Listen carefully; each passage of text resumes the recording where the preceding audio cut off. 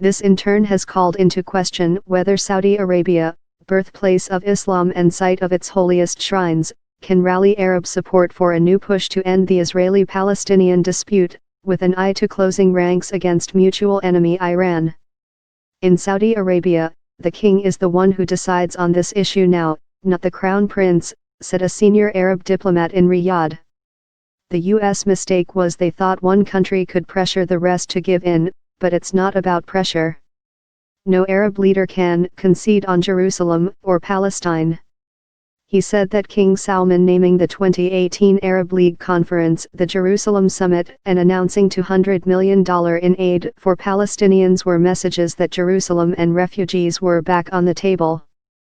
The Saudi authorities did not respond to a request for comment on the current status of diplomatic efforts.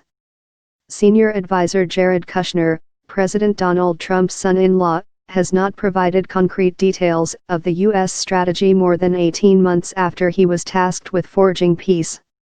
A diplomat in Riyadh briefed on Kushner's latest visit to the kingdom said King Salman and MBs had seen him together. MBs did the talking while the king was in the background. So MBs won't oppose Kushner's deal, but neither will he, any longer, do much to encourage its one-sided political simplicities, said Partrik, lead contributor and editor of Saudi Arabian Foreign Policy, Conflict and Cooperation. Kushner and fellow negotiator Jason Greenblatt have not presented a comprehensive proposal but rather disjointed elements, which one diplomat said crossed too many red lines. Instead, they heavily focused on the idea of setting up an economic zone in Egypt's Sinai Peninsula with the adjacent Gaza Strip possibly coming under the control of Cairo, which Arab diplomats described as unacceptable. In Qatar, Kushner asked Emir Sheikh Tamim bin Hamad Al Thani to pressure the Islamist group Hamas to cede control of Gaza in return for development aid, the diplomats said. One diplomat briefed on the meeting said Sheikh Tamim just nodded silently. It was unclear if that signaled an agreement or whether Qatar was offered anything in return. The problem is there is no cohesive plan presented to all countries, said the senior Arab diplomat in Riyadh. Nobody sees what everyone else is being offered. Kushner, a 37-year-old real estate developer with little experience of international diplomacy or political negotiation, visited Jordan, Saudi Arabia, Qatar, Egypt, and Israel in June. He did not meet Abbas, who has refused to see Trump's team after the U.S. embassy was moved to Jerusalem.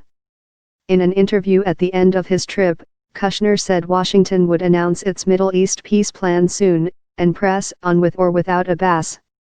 Yet there has been little to suggest any significant progress towards ending the decades-old conflict, which Trump has said would be the ultimate deal. There is no new push. Nothing Kushner presented is acceptable to any of the Arab countries, the Arab diplomat said. He thinks he is I dream of genie with a magic wand to make a new solution to the problem. A White House official told reporters last week that Trump's envoys were working on the most detailed set of proposals to date for the long-awaited peace proposal, which would include what the administration is calling a robust economic plan, though there is thus far no release date.